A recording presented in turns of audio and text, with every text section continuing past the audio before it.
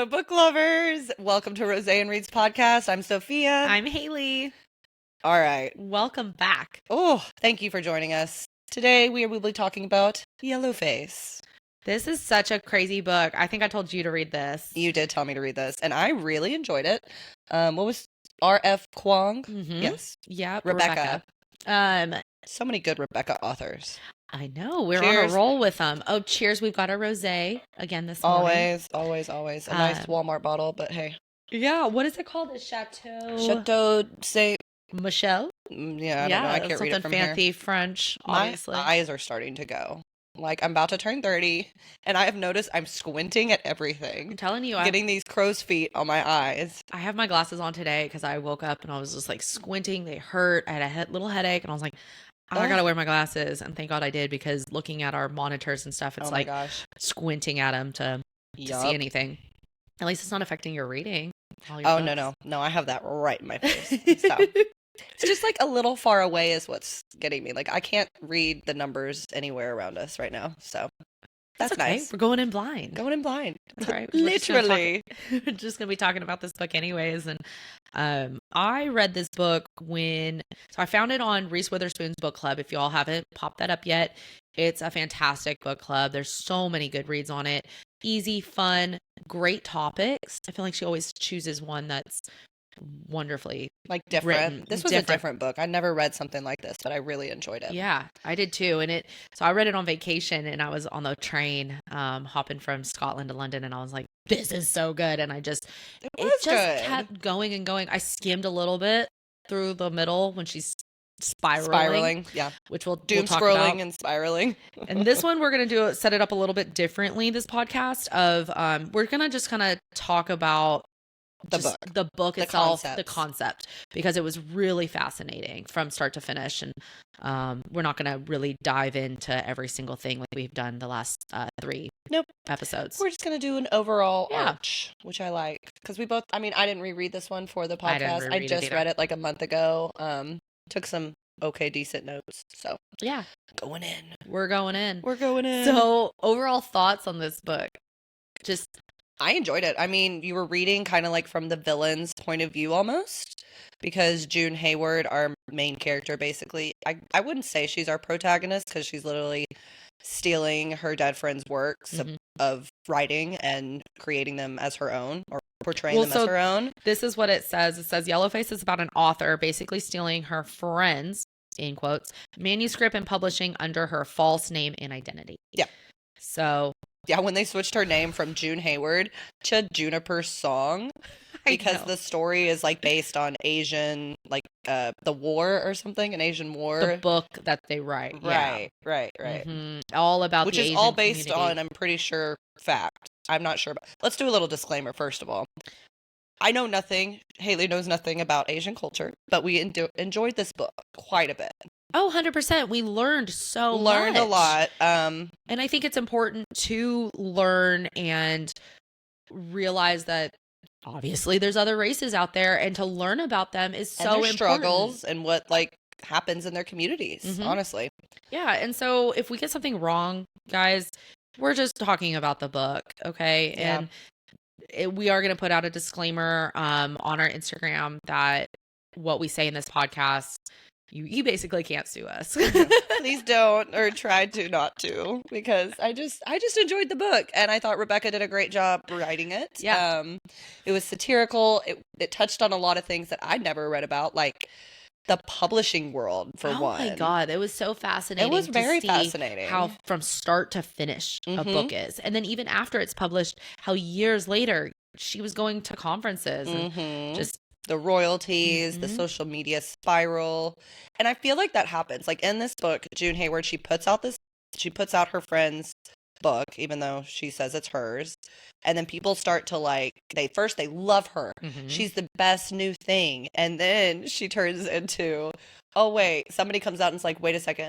I was in a class with Athena Liu, and she talked about writing this story. So I think that Juniper Song, aka June Hayward, stole her friend's work. And then it was just like downhill from there. Yeah.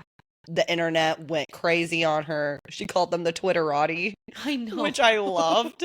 I was so there for that because it's so true. I know. Twitter And just goes the way nuts. she's and just scrolling through social media, you can Doom see scroll. what that does to a person. Oh, I mean, I feel like we've all been there. Not to that extreme. I'm not famous. Well, of course but not. No, like, well, of course, if you post a Not cool yet. picture and it gets over 100 likes, you go, whoa. I Like, know.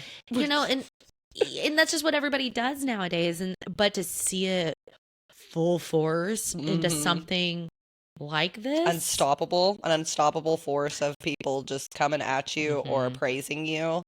It's a different world we're living in today, I feel like. I mean, Well, I know absolutely. it I mean, because back then you would basically just get a few articles in the paper, like yeah, top seller book. This is what would happen. Oh my God, you get some you do praise. your book tour, you'd get do praise book at your book tours, but like back in the day before the internet, authors, there was just like their author picture. You wouldn't Absolutely. recognize them walking down the street probably. No, now you have a huge social media presence. You have to. If you do anything, you have to have a social media presence. You do. Like just like what we're doing here, this podcast, we're trying to get off the ground. Yeah, which is fine. It's just a whole thing. I know. It's a whole new world out there. I know. And so I do want to talk about the beginning of this book, though, because it's fascinating how she stole this. Yeah. So did you think it was okay for her to steal it? I'm going to ask this before we... Straight up, no. Okay. I think she probably should have gone the more like the right route and been like, hey, Morally. Yeah, been like, hey, my friend who just died, that I was there, witnessed her death. She showed me this manuscript before she died. You could kind of like, I mean, she didn't show her, but you could kind of, you know, Well, she spin did. the truth. No, she told She her to did. read it. Oh, okay. Well, there you go. So she goes to her apartment. June Hayward goes to, what's Athena Lou. Athena Lou, Love that name, by the way. which is Super her pretty. so-called friend, which you realize that she's just insanely jealous of. Oh my God, the way she was talking about her, I was like, Oh. ooh, this is toxic. Yeah, so she goes to the apartment, and so they're friends, and they're having like a wine night. They've been drinking, and she goes, "This is the book I'm gonna," and she's very secretive about her writing. Athena Lou is, and shows her this manuscript, and then she wants Juniper's June opinion on it, Mm-hmm. and then they start drinking, having fun, and Athena Lou dies. And Chokes on a pancake. Chokes on a pancake. So bad. That's like one of my worst. I don't want to die choking on anything. It's awful. Well, choking on a pancake It's the worst. I couldn't even imagine that's the death. And so that's so sad. But then the first thing she thinks of is to go back to that house I know. and steal the book. Well, she stole it while she was still there, like waiting. She had to steal it when the police were coming. Is that, or did she go back? No, she didn't Oh, go back. see, that's she so- that's like so messed literally up. she called 911 and then probably was like, "But wait, the manuscript. I need to get that." I know. And so then she's reading it going, holy crap, this is really good. Mm-hmm. But it's also not finished. So there's so many chunks out of it that still need to be finished. So she's like, well, I could finish that. Mm-hmm. And it just like comes to her and all these things. Well, duh, it's an outline. Right. Yeah. You already had the topic. Yeah, it's like all you had to do is fill in the details. And Yeah. she's over here like, I put in all of this stuff. I created all these new artists. It's like, no, bitch. No. You stole that piece of work. Yeah.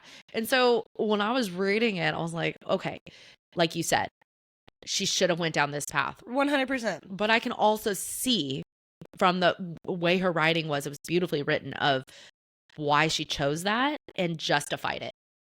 You could justify anything wrong in your head. People do it Well, all of the time. course, And yeah. that's what June was doing. Doing. She was justifying her wrong actions Yeah.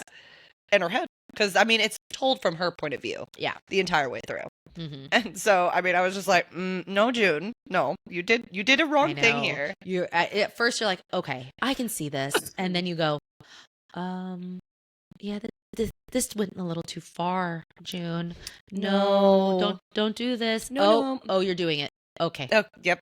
If you're going to do it, go through it. Full force. Full And throttle. That's she what I was going to say. did. She full on did, and it was like, He even had the nerve to go and talk to the mother. I hated that part. I was like, that poor mom. She made the mom feel scared to read her daughter's works. Yeah. Well, she never really did, I don't think. And then she went over there basically to convince her not to read it and to not let anybody have the notes. And because if she had the notes, it would have pointed directly to Athena Liu. And 100%. yeah, that she was wrote like, it. I'm going to donate all of Athena's works to, what was it, like the Asian community library or something? I'm not sure. It was just bad. I know. And then what I think she what made her she feel should have done from the start is went to the mom, said, hey, your daughter just died. Maybe months later, she should have done this, whatever. Yeah. An appropriate amount of time. Yes, an appropriate amount of time. So she can mourn. Is just say, hey, I have this manuscript. This was hers. She showed it to me before she died. I would like to finish it. With your permission. With your permission. Would this be okay? And I bet the mother would say 100%. I would not want her work to be unfinished. Yes, because that is the right thing to do. And June was like there. I think her mom had met her before, right? Yeah. Yeah, so she knows June. Mm-hmm. She was like the only one of her friends at the funeral. I just think that there was a better way to go about it rather than to steal somebody's work. So, I mean, they were definitely friends from Athena's point of view, but from June's, she wasn't. She was extremely jealous of her. Jealous. They went to school together, and they met, I think, in class, right? In college. Yes. And or they were roommates? I don't know. I don't remember. Can't remember. Not really important. She just would always see her. They hung out. They had lots in common. Athena really stuck to herself because they're both writers. And then I mean, it came out that Athena really didn't have a whole lot of friends. Yeah. And well, neither did June. And it was like they basically only had each other, but yet here you are just inside sulking and being super uber toxic, jealous of your one friend. One friend, toxic. Oh, she was so toxic. But then remember the boyfriend who was like talking about how Athena thought he was like, Athena thought you were so lame and she just hung around you to just make you feel better. Yeah, he was an asshole. He was an asshole trying to get the Athena Liu's ghost. Yes. The Instagram page that scared the shit out of her. No, which wasn't him. It was him, wasn't it? No. It was Candace? Mm-hmm. Oh, okay. So I thought it was him. Yeah, so Candace. So yeah, that's what you want to think. That's who she thought it was. That's why she went and had coffee with him. But he was like, I want if you let me in on this, give me some money and then I won't say anything. He tried to blackmail her. All of the bad things happened in this story and I love it. She from start to finish, when she starts having some success. So the book gets published and she's having success and you see the fame of it. She gets a huge book tour. She gets invited to colleges to talk about the Asian culture and community because that's what the book is about. Yeah. And when she goes to that one Asian like lunch and it was so cringe. Like the person picks her up and was expecting an Asian person. My gosh. Oh. Yeah, that was really bad. And so she's just having... And the old man who was talking to her, oh my gosh, it just broke my heart. That's why you don't do stuff like that. I know. Because it affects people. And she said she did so much research on it. But yeah, you did, but... It didn't affect any part of your family ever. Which apparently, like, I think when she went to talk to Athena's mom, like her grandfather or her father had something to do with this war. And that's why, like, Athena at first thought of this story. So they basically were at this lunch and that poor older man, like you said, was sitting just there, broke my heart. And it really affected his family. And so he wanted to talk to this person. He was so excited to get like her autograph or something. Yeah. That understood him. And it was like, I felt like that was kind of a turning point for her, was like, oh, I really don't fit into this community. I shouldn't have done this. Yeah. No shit, you shouldn't have done this. No shit, Sherlock. It's just bad. Well, and so while in the writing process, she comes across like a junior publisher or one of the editors, I can't remember, in her team. Candace. Oh, I knew from the start Candace was going to be a problem for her. She keeps saying, like, hinting, are you sure? Like, we don't want to put in more, kind of a disclaimer. Are you sure? Are you sure? And we need to take out this and blah, blah. And she has a lot of good points, but June's like, she's going to unravel some stuff. I want her off my team. Gets her fired. She does get her fired. Not even just off the team. Gets her fired. Full on fired. So, of course, what do you do when you get fired? You go on a rampage. For something that you don't think you should be fired for. Oh, Oh, you she get came pissed. after her. Like full on force, full on. She wanting made to that get account, revenge. Juniper's ghost, or no, Athena Lou's ghost, Mhm. which obviously we just talked about the boyfriend. She thought it was the ex-boyfriend, but it wasn't. We find out that it was Candace running that account and posting all this shit. And then it starts getting social media attention and it starts getting hate. Oh, yeah. She went from being so loved on this climax of happiness about a wonderfully written book to now a downfall. Yep. The downfall is bad. They say that any publicity is good publicity, but I don't think this is good publicity. Absolutely not. I mean, like, it begs to ask the question, did June have the right to write about a suffering people that she had no, like, connection to? Does anybody? That if they don't have connection to it? Yes. I think you can. I think you definitely can write about I think like that. Historians or something. But you have to do it under the fact of, okay, I'm a white woman researching this, researching this community and this whole, what you just said about Suffering people. Suffering. And just like if I wanted to write about the Holocaust, I'm not a Jew. I'm not a Jew. I'm not a German. Like, I am coming from an outside perspective of the Holocaust. And so same with this. I'm a white woman talking about the Asian culture. That's how she should have promoted it. Yeah. Just from the start. Yeah. I mean, because you can write about it. You just have to do lots of research. But then people are also going to know, like, okay, yeah, you don't have first tie in this. Right. You're not part of our culture, part of it. So you're always going to be on the outside looking in kind of thing. Outside looking in. Outside looking wanted in, to be on the inside. It could work. Yeah, she wanted to be on the inside, but outside looking in could work. I think just like a lot of people, that's why this author wrote this book. Yes. She was trying to show how people profit from other people's sufferings, and it wasn't their people's sufferings, you know? Yeah. And so it's like, it can be done. You just have to do it the right way. And she, from the start, wasn't doing anything the right way. She just stole that shit right out from under her dead friend's ghost. I know. Dead friend's ghost. Dead friend's body. Well, and like morally, like we were saying, how do you sleep at night? She didn't sleep. No. And she started seeing this. Was it Candace in the bookshop? I think so. I think it was Candace, right? I think it was Candace following her, trying to... It was, because whenever they're on the steps at the end, she's like, you thought I was Athena? Look at you. You think we all even look alike. Yeah, because she's Asian. Yes. Oh, terrible. And I bet that was just a stab to the heart. The ending... Ooh, I love the ending. Reminds me. So she's standing there on the steps, face to face with Candace.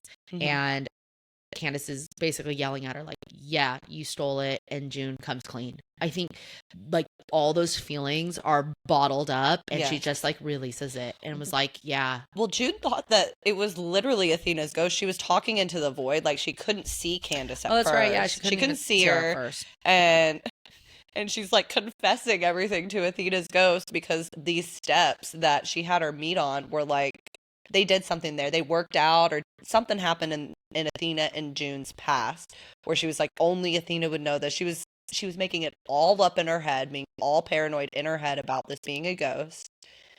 And then there's the confrontation. And she's like, oh, it's Candace. Oh my gosh. I was even there at that bookstore whenever you saw me. And then she was like, I thought that was Athena's ghost. She's like, of course you did, because we all look alike. That's right. Yeah.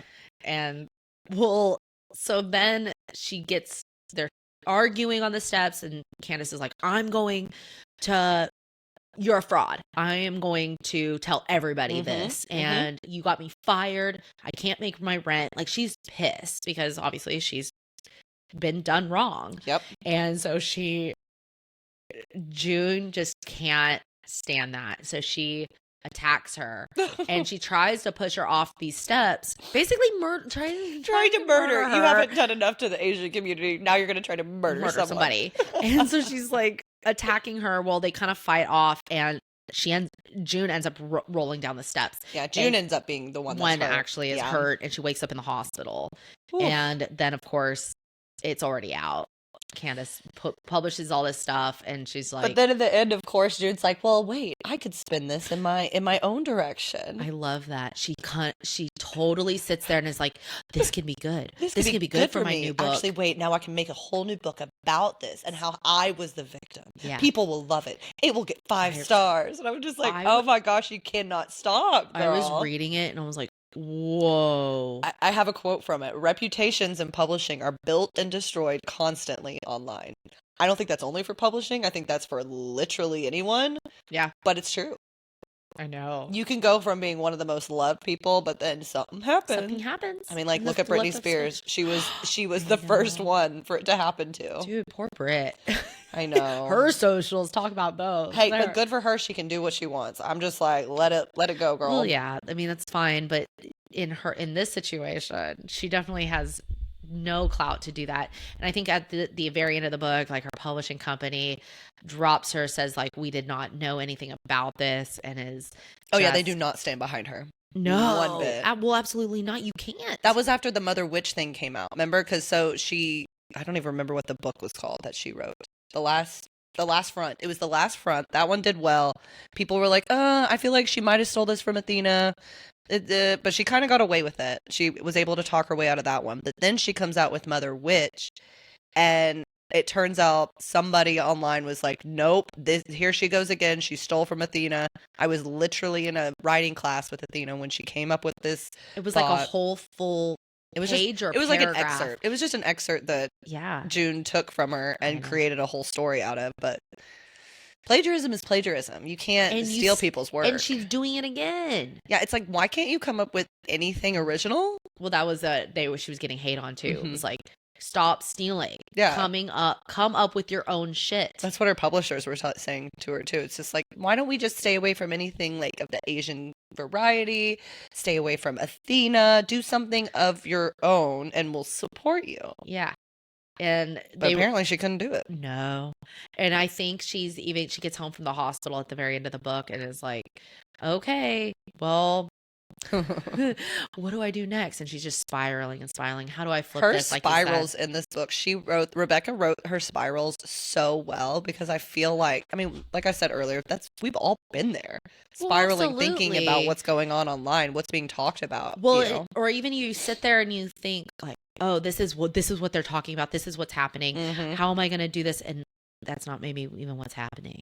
And you're just like making all of this up in your head, and you're like, well, I do that all the time. Me too. I make up scenarios, and you're like, oh, this is like, the worst outcome. This is what's happening. I literally do that all the time. And everybody's like, no. Or like, girl, you have a drunk night. We've all done this. You have a drunk night, and then it's like, oh God, did I just make a fool out of myself? And it's like, no, you were fine. You were actually fine. Like, nothing really even happened. Happens to me almost every time. Let's be honest. As we sit here and drink our wine. Cheers.